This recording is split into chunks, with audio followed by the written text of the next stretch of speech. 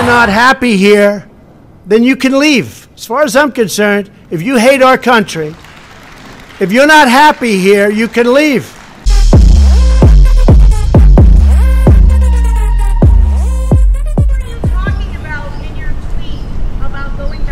Well, I didn't mention names, and I didn't do that, but I will tell you, with our country, and I think everybody in this audience, these are great manufacturers, great workers in our audience too. They brought a lot of their workers here. If you're not happy here, then you can leave. As far as I'm concerned, if you hate our country, if you're not happy here, you can leave. And that's what I say all the time. That's what I said in a tweet, which I guess some people think is controversial. A lot of people love it, by the way. A lot of people love it. But if you're not happy in the U.S., if you're complaining all the time, very simply, you can leave. You can leave right now. Come back if you want. Don't come back. It's okay too. But if you're not happy, you can leave.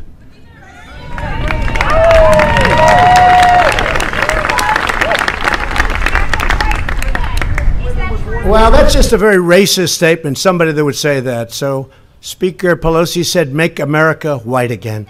Let me tell you, that's a very racist statement. I'm surprised she'd say that. John, go ahead.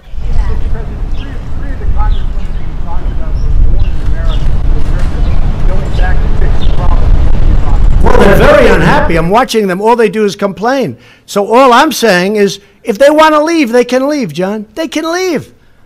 I mean, I look at Omar. I don't know. I never met her. I hear the way she talks about Al-Qaeda.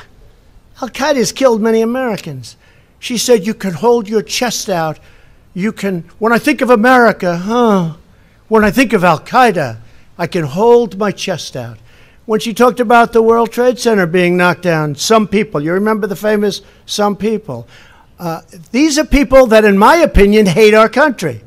Now, you can say what you want, but get a list of all of the statements they've made.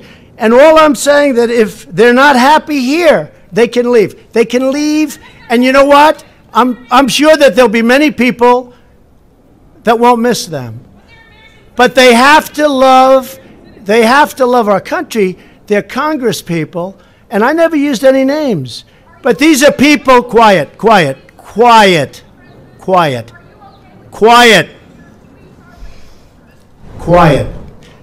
These are people that if they don't like it here, they can leave. And I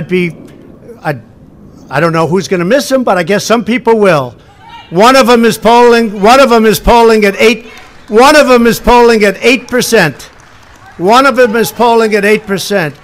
So when I hear people speaking about how wonderful Al-Qaeda is, when I hear people talking about some people with the World Trade Center, some people, no, not some people, much more than some people.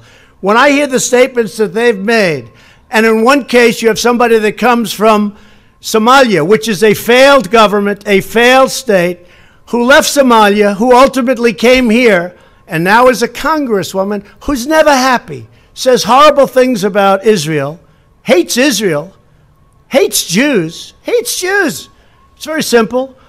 And if the Democrats want to wrap their bows around this group of 4 people, one of them kept Amazon out of New York, tens of thousands of jobs, would have been a great thing. And she kept Amazon from going, would have been a good deal. I mean, could he have made better? Maybe. But tens of thousands of jobs. And New York has not been the same since that happened. It's really hurt New York and New York City. Amazon was going to go. They were going to relocate a major section of their business in New York. She kept them out.